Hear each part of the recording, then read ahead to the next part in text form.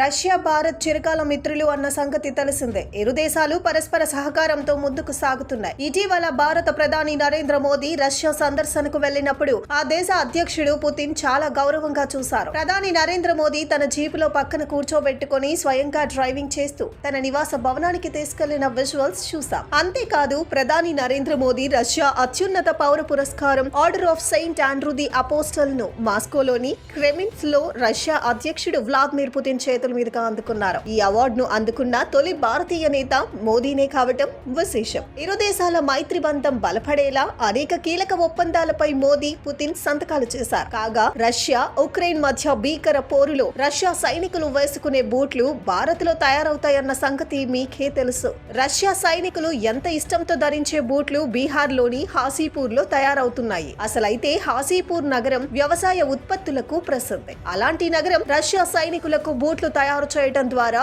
ఈ హాసీపూర్ అంతర్జాతీయ ఖ్యాతిని పొందింది. ఈ బూట్లను ఆ దేశ వాతావరణానికి అనుగుణంగా తయారు చేస్తారు. 40 డిగ్రీల సెల్సియస్ ఉష్ణోగ్రతలను సైతం ఈ బూట్లు తట్టుకుంటాయి. ఇక ఈ బూట్లు బరువు స్వల్పంగా ఉంటుంది. వీటిని ధరించడం వల్ల జారిపడే అవకాశం ఉండదు. ఈ బూట్లకు వాడే సోల్ సైతం ప్రత్యేకత కలిగి ఉండటంతో ఈ బూట్లకు రష్యాలో మంచి స్పందన లభిస్తోంది.